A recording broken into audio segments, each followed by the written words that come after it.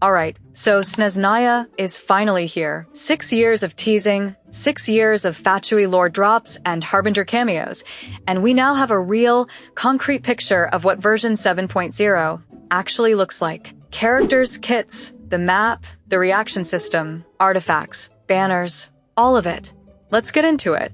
Version 7.0 is currently targeting an August 12th release date. Hoyo has moved things around before, so don't carve that into stone, but that's the official window on record right now. And the theme couldn't be bigger. This is the full arrival of the Cryo Nation, Snezhnaya, the Fatui homeland, and honestly the most narratively loaded region we've had since Liyue was first being teased back in the early days of the game. The Sudden Snow trailer already gave us our first proper look at the cast: Odette, Vadianitsa, Alyosha, Valerie, Vesna, Danica, Noi, and a whole lineup of harbingers including Columbina, Pantalone, Tartaglia, Arlecchino, and Sandrone. A lot of familiar faces, a lot of brand new ones. Before we touch a single character, you need to understand the system tying all of them together, because every single launch unit is built around it. Snezhnaya's regional mechanic is called Stellar Reactions. 2 variants are confirmed: Stellar Conduct, Cryo plus Electro, which is essentially a powered-up version of Superconduct designed specifically for this region's meta, and Stellar Swirl, Cryo plus Anemo. The critical thing to know is that you cannot just slot in any old Cryo and Electro characters and activate this. You need at least one party member with a stellar enabling mechanic built into their kit, meaning one of the new Snezhnaya units. Chongyun and Fiscal together won't cut it. Current leaks suggest the system stays limited to these 2 variants for now, though that could expand as the 7X patches roll out. Now the map, because this is one of the most exciting leaks we've had in a long time. Snezhnaya's launch area is reportedly larger than Sumeru's forest region at release, and this is only the opening portion. It expands in later patches. The standout feature is a full railway system connecting towns and regions across the map. And it's not just a fast travel shortcut. There are theatrical performances happening inside the train cars and camping mechanics out in the open world. Beyond that, there's a lush green zone on the northwest side, a frozen port town thought to be Port Belalvadai, and a cryo-based terrain and freezing mechanic that goes considerably deeper than Dragon's Pine. We're talking cryo abilities that let you destroy objects and reshape parts of the battlefield, with a dedicated tool for altering certain zones entirely. The exploration ambition here is legitimately on par with Fontaine, maybe past it. On the story side, the traveler arrives in Snezhnaya by train, comes face-to-face with its Tsaritsa early on, and a mysterious Fatui project drives the central conflict. Leakers say the pacing picks up significantly once the region properly opens. Alright, characters. Starting with the 7.0 headline banner, Odette. 5-star, cryo, sword user, ballet dancer, and assassin aesthetic that somehow works completely. Her splash art has genuinely impressed people who are normally hard to please, and based on the beta, it holds up. Kit-wise, she's an off-field cryo sub-DPS and universal stellar enabler. Her core mechanic is a dancing double that she summons and leaves on the field, dealing cryo damage on its own while she's swapped out. Whenever any teammate would normally trigger Superconduct or Cryo Swirl, Odette converts those into Stellar Conduct or Stellar Swirl instead, and she scales the base reaction damage boost off her own ATK stat up to around 14%. She also builds a personal buff gradually and transfers it to whoever is active when she swaps back in.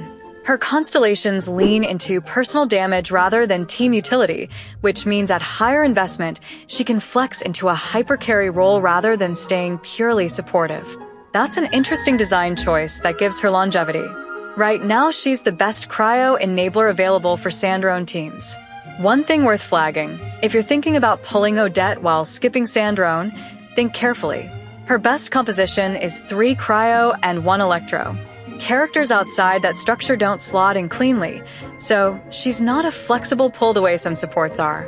The second launch unit is Alyosha, free 4-star electro polearm, obtained through the Archon quest, which every region has done. What makes Alyosha stand out is that his kit is genuinely loaded for a unit that costs you nothing. He's an assassin marksman who fights alongside a hunting hound named Tugrin. His skill fires forward to mark enemies, or you hold it to enter an aiming state, lock onto targets, and release for an area electro explosion. Hitting an already marked enemy activates the mark and buffs the whole team's ATK. His burst deploys Tugarin in a field that taunts enemies, deals electro damage on a timer, automatically bites and reapplies marks to targets, and heals the nearest party member every time the hound attacks. So in one free package, you're getting electro application, team ATK buffing, taunt, and healing. He's designed as a stellar conduct support and a bridge until Danica shows up in 7.2. First look from the trailer felt forgettable. The beta completely reversed that.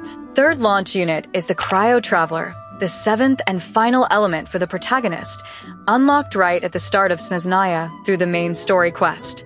The kit works as a stellar reaction buffer, converting allied superconduct and Cryo Swirl into their stellar versions and scaling the boost off ATK.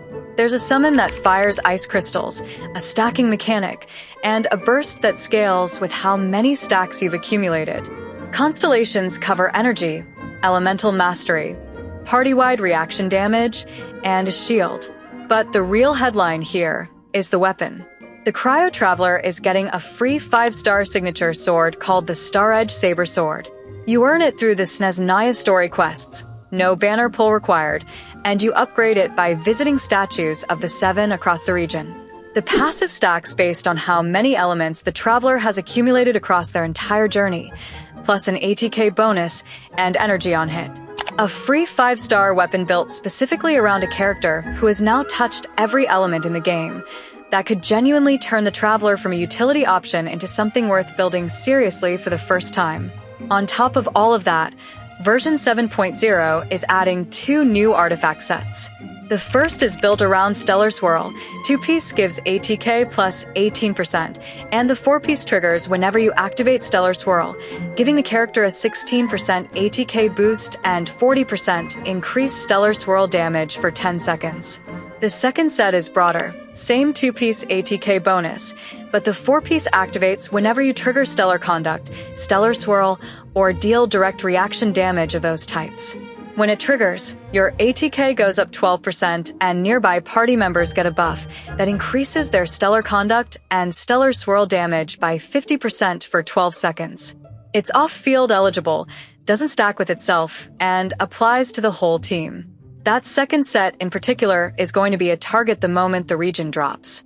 That is the full picture of Snezhnaya version 7.0 as it stands right now.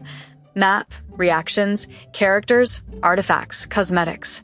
One of the most anticipated releases in this game's history, and honestly, based on everything leaked so far, it looks like it's going to earn that. I'll be covering every new beta wave as it drops, so subscribe if you want to stay ahead of it. Drop a like if this broke it down clearly. See you in the next one. All right, now we're talking.